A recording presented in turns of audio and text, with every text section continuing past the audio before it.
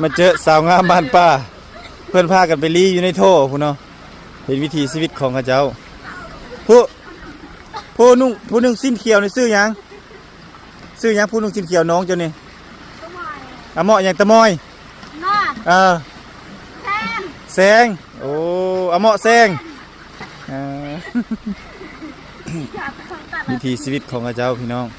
เรียบง่ายแล้วบ่นี่สิเมื่อเลยเนาะเมื่อแล้วบ่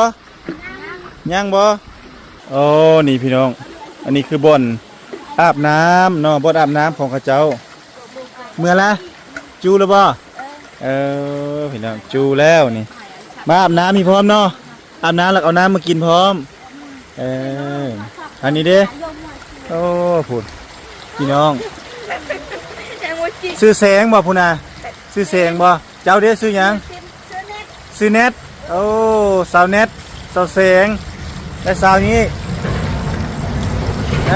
เวลายิ้มนี่มีเสน่ห์เนาะ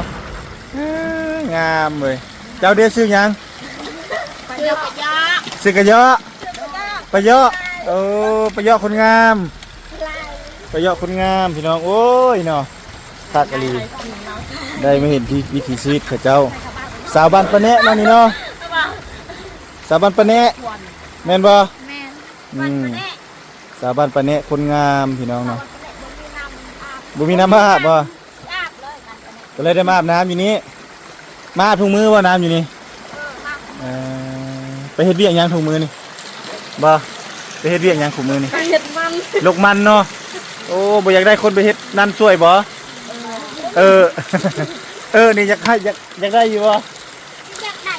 อยาก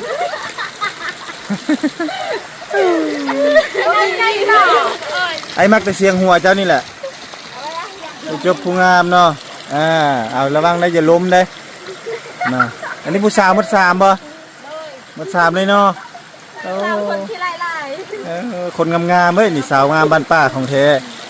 เนาะโอ้เจ้านี่ปากแดงเนาะนี่พี่น้องโอ้ใส่ขี้หินเนาะขี้หินแบบเอาตามนี่เลยบ่แล้วก็ถูเนาะโอ้พี่น้องขออนุญาตเด้อไอ้อยากมาถ่ายไว้เบิ่งวิถีชีวิตของเจ้านี่น้ำธรรมชาติเลยโอ้อันนี้ก็ได้มัดไว้เนาะบนโถนี่เนาะบนฝนเจาะอันนี้ถ้ายามแล้งนี่มีน้ำอาบบ่มีน้ำอาบบ่ยามแล้งนี่มีหลายบ่มีบ่มีบ่มีน้อยๆเนาะขอบใจเด้อแม่ก็เด้อผู้สาวเด้อบ๊ายบาย